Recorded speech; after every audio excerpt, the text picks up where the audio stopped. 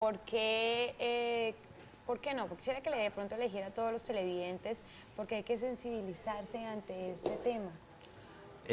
Bueno, la sensibilización aparentemente, y era de pronto lo que hablaba como María Fernanda detrás de cámaras, uno dice, no, este espacio está muy bien, este espacio se puede lograr. Nosotros cuando empezamos a hacer la investigación, dirigidos obviamente por María Fernanda, ella nos dijo, esto es un tema delicado, es un tema difícil, y van a ustedes a darse cuenta de eso. Entramos, específicamente empezamos a hacer una investigación, digamos, de tipo escritorio.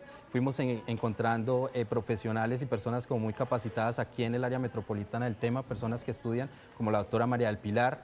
Ella nos sensibilizó a nosotros, nos dijo, bueno, ustedes tienen que salir a hacer los recorridos, los diagnósticos de los espacios físicos, hacer el trabajo de campo, y ahí es donde uno se da cuenta cómo es la accesibilidad, cómo es el medio físico. Si nosotros estamos, digamos, pues ustedes por lo menos como mujeres están en embarazo, ya la accesibilidad a ciertos sitios es difícil. Si hay una escalinata muy grande o si hay una rampa muy pendiente, pues ya no lo pueden hacer. Si nosotros nos luxamos un pie o si estamos en una discapacidad temporal o perenne, pues, o todo el tiempo, es bastante difícil hacerlo. Entonces esa es la forma de concientizarse, hacer los recorridos y ponerse como en el lugar de una persona, sí, en un momento. Bueno, arquitecto, usted tocó un tema muy interesante, de verdad muy importante, que no solamente son las personas discapacitadas las que conocemos con esa condición, sino, como usted decía, nosotros podemos tener una discapacidad temporal, como trocharnos un pie, de pronto partirnos algún miembro inferior, donde uno le quedaría súper difícil de pronto acceder a salones, en este caso de su especialidad, salones de arriba, cosas más difíciles como uno normalmente tiene la accesibilidad. Díganos cuál es como la forma que de pronto en su especialidad, valga la redundancia, se utiliza para acceder a las diferentes partes. Bueno, digamos que la especialización, o sí, lo que nos da a nosotros es una herramienta, digamos, para ser mucho más organizados.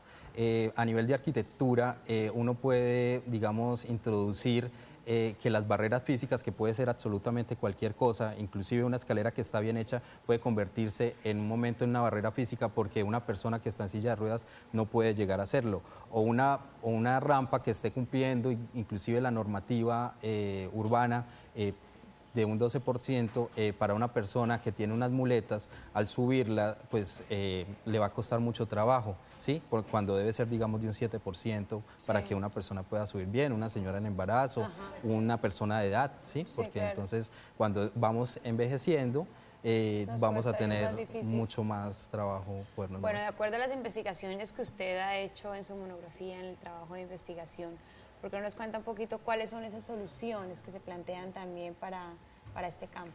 Bueno, la investigación, nosotros al tomar las dos universidades, nosotros logramos, digamos, hacer un diagnóstico específico, digamos, de movilidad, de accesos, de estancias, de corredores, de todo lo que estaba pasando dentro de las universidades. Encontramos que, digamos, una diferencia de una escalinata para una silla de ruedas o una diferencia, digamos, dependiente de rampa o donde no existen, pues era un impedimento. ¿Sí? ¿Qué hacemos nosotros?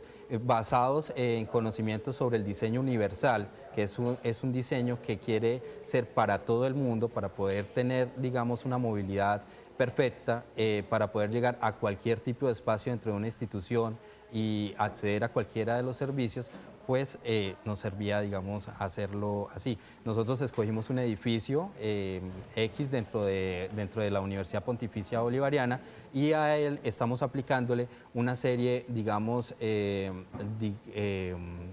de diseños que nos permite una accesibilidad mejor y a todos los puntos de Bueno, arquitecto, acompáñeme a recibir a este televidente. Luis, ¿cómo estás? Bien, gracias. ¿Cómo te va? Cuéntanos.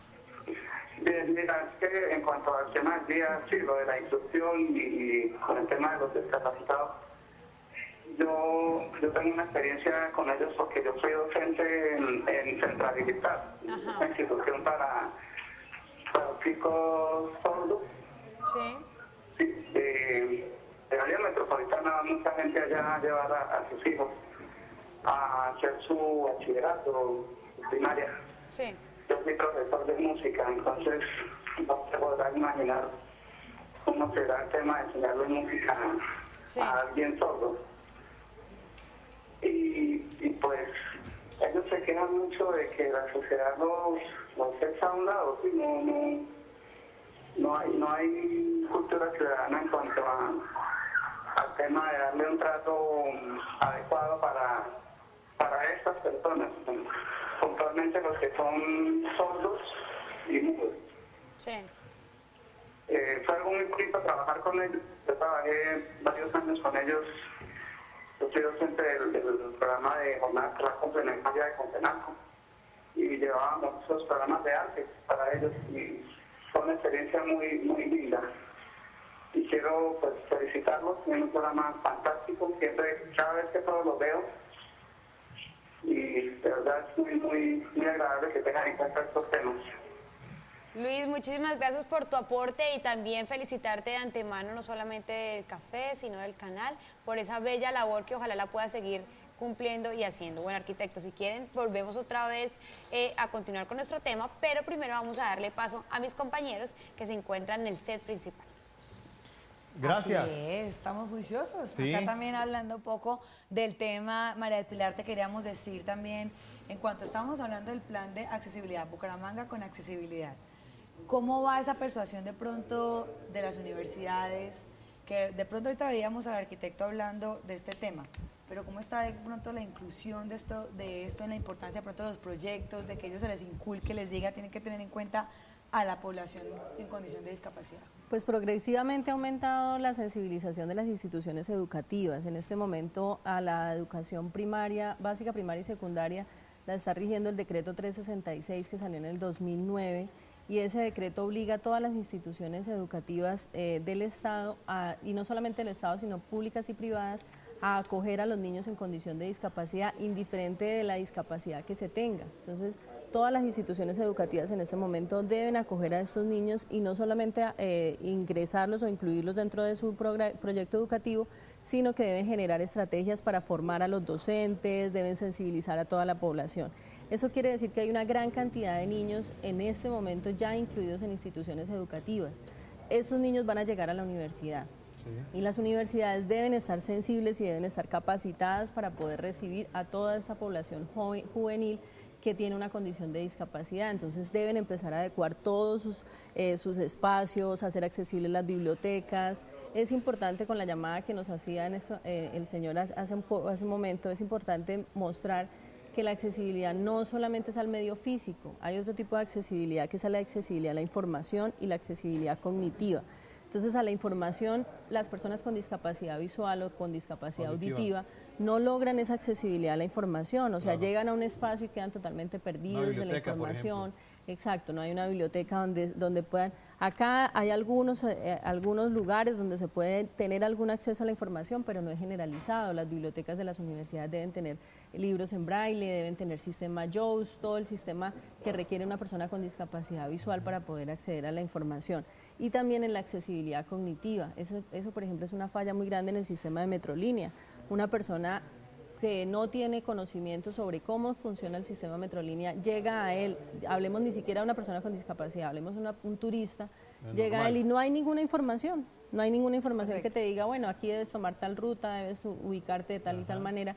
El sistema todavía no es accesible cognitivamente para las personas. Entonces pensemos en una persona sorda, en una persona ciega, donde hay muchas estaciones donde no hay nadie que te asista, donde no hay nadie que te dé una información. Entonces, ese tipo de accesibilidad se tiene que tener en cuenta y las universidades deben estar capacitadas y se debe ser mucho más estricto en la vigilancia cuando se les da acreditación de alta calidad a las universidades, en que tengan esos espacios de accesibilidad, porque ya no es solamente para estudiantes con discapacidad, para un docente. Entonces, si el docente tiene un accidente o sufre alguna discapacidad, va a tener que ser excluido de ese lugar. Lastimosamente, a veces hasta que de pronto a uno no le pasen las cosas o a un familiar, de pronto no toma mucha conciencia del tema. Vamos a darle